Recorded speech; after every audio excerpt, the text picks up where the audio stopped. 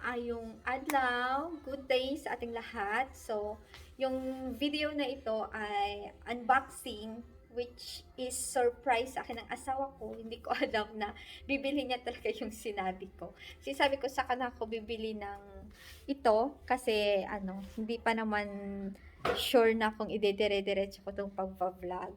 So, na pag-usapan namin last day na about sa phone. Kasi yung phone na to na pang vlog ko, sabi ko, parang hindi siya maganda pang vlog kasi pag harap, medyo zoom siya. Pag talikod lang yung maganda nito kasi yung camera. Tapos, una-una, bumili na kasi siya ng laptop. Una tablet pala. Tablet yung binili niya. Gagamitin ko rin daw pang pang YouTube. Pero hindi ko nagamit kasi may tablet naman si Do yun. Tsaka cellphone naman yung pinapang-edit ko. Tapos, pangalawa, bumili siya ng tablet na malaki na parang pwede siya pang laptop. So, dalawa na yung binili niya. Siya lang ginagamit. Hindi ko rin ginagamit kasi phone pa rin yung ginagamit ko pang edit. Tapos ngayon, napag-usapan namin yon na yun nga, yung sa phone na sabi ko hindi siya masyado maganda pang pang video. Sabi ko ganun.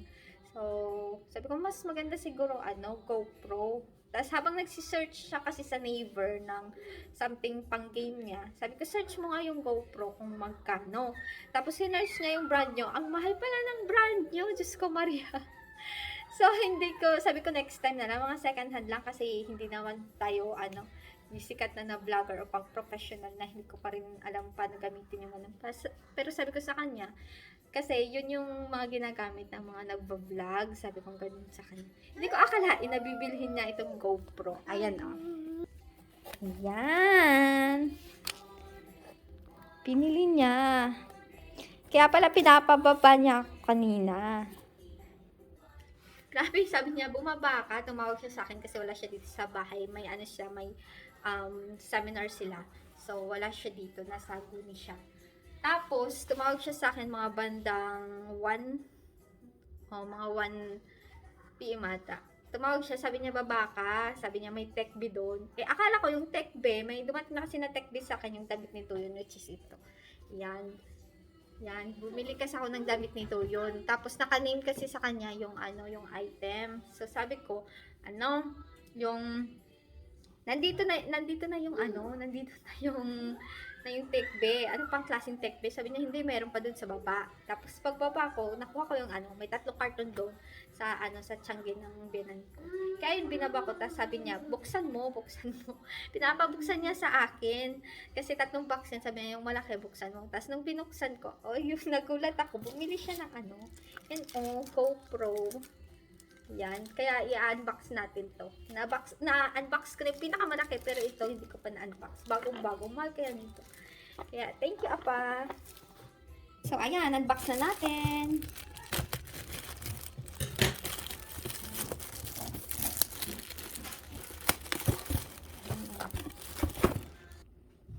Ayan, ito na. Ito yung pang-open nito. Sayang yung box. Sayang yung box. What's this, anak? Ayan. First box. Ayan. Ang ganda. Pang-vlog talaga. As in, super supportive talaga ng asawa ko. Anak ko, dad. Yan, GoPro. Yan po yan. Siya na mag-a-assemble nito mamaya kung paano. Nakikita ito yung screen. No, anak! Yan, mamaya siya na lang yung papakita ko na. Tapos papakita ko mamaya kung paano niya i-assemble. Yan, charger. What's this? Extra battery. Ang arte mo. Ano naman to? Yan. Basta yan yung laman ng box ng GoPro. Pang mahal kaya nito. Ay, ito. Ito talaga pag masayang sa pera. Gusto ko second hand lang kasi baka hindi ko naman ipagpatuloy or something. Kasi yan yung mga instruction kung paano siya ikabit. Yan, charger. May isa bang? Ayan. Stand niya pala yun. Pwede pala sa head. Ayan. Yan yung first box.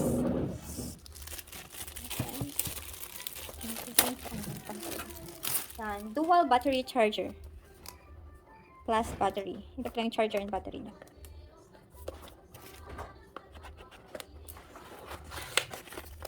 Ayan. Yan yung lagay ng battery. Tapos andun yung kanina ang yung isa sa loob. Tapos charger. Yan. May manual din sa loob. Kasama nito, ay, manumpat na dito yung yan. Manual. Ay, hindi siya. Basta yan yung laman ng ng ating second box. Kasi set ata siya ng kaya dapat i-carry ko talaga itong pagpa-vlog kasi grabe yung support ng asawa ko. Go for it natin. Second piece, this one. For mini extension phone tripod. Ayan, makikita ko pa. Yeah, assemble. Maganda kasi pag siya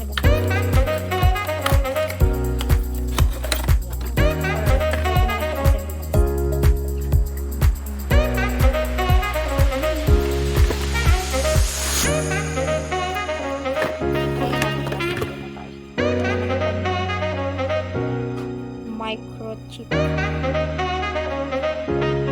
156 GB.